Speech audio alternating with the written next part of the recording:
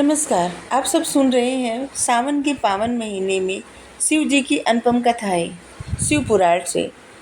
तब उन करुणाधार भगवान श्री सदाशिव ने मुस्कुराते हुए कहा, हे ब्रह्मा, हमारे वचनों को ध्यान से सुनो।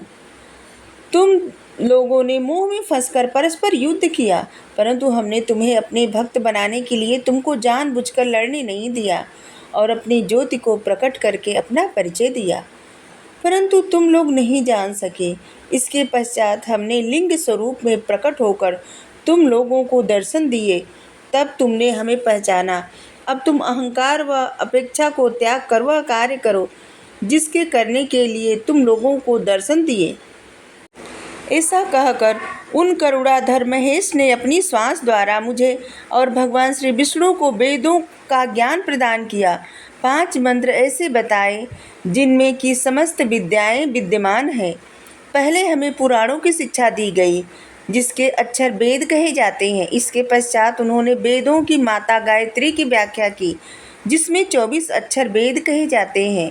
इसके पश्चात उन्होंने महामृत्युंजय की शिक्षा दी। फिर भक्तों को सुख देने वाली चिंतामणि को बतलाया। इन मंत्रों और वेदों को पढ़कर हम अत्यंत प्रसन्न हुए। इसके पश्चात मैं और विष्णु उनके दर्शन में लीन हो गए। वह आनंद प्राप्त हुआ जो कि कहा नहीं जा सकता। जो सुख सर्दियों में धूप से और कामी पुरुष को स्त्री प्राप्त होने से होता है, वही सुख हमें श्री भगवान शिव के दर्शन से प्राप्त हुआ। भगवान श्री सदाशिव बोले, हे श्रेष्ठ देवों, मैं तुम दोनों को की भक्ति देखकर बहुत प्रसन्न हुआ। तुम ब्रह्मा, मैं तुम्हें सारी सृष्टि का स्वामी बनाता हूँ।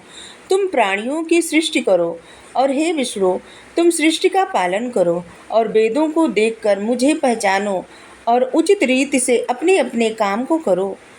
वेद को मेरा रूप और वाक्यों की मेरी आज्ञा जानो।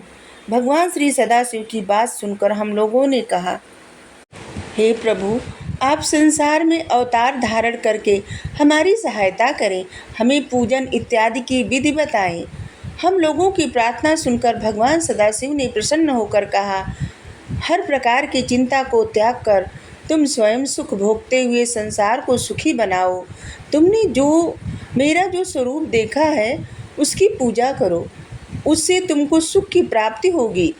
इस समय जैसे मेरे लिंग रूप के पूजन से तुम लोगों का दुख दूर हुआ, इसी प्रकार दुखी प्राणी मेरे लिंग रूप का मेरा पूजन करके मेरे अपने दुखों को दूर करके मेरी भक्ति कर सकते हैं। लिंग का अर्थ संसार के लय होने के स्थान। जब भी तुम्हें किसी प्रकार का कष्ट हो, तुम मेरे इस लिंग रूप की पूजा करना। मेरी पूजा करने वाले के सभी कष्ट दूर हो जाते हैं। समय आने पर मैं भी तुम्हारे संसार में प्रकट रहूँगा। मेरा नाम उस समय रुद्र अवतार होगा। मुझ में और रुद्र में भेद न जानना। सारी सृष्टि में मुझे व्यापक समझना। कोई भी वस्तु मुझसे पृथक नहीं है।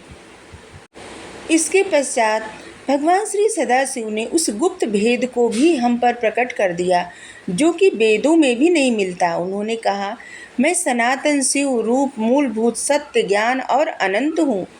इन तत्वों को जानकर सर्वदा मेरा ध्यान करना चाहिए और मेरे रुद्र रूप में तामसी गुण जानना चाहिए, क्योंकि वह वैकारिक है किंतु वास्तव में तामसी नहीं है।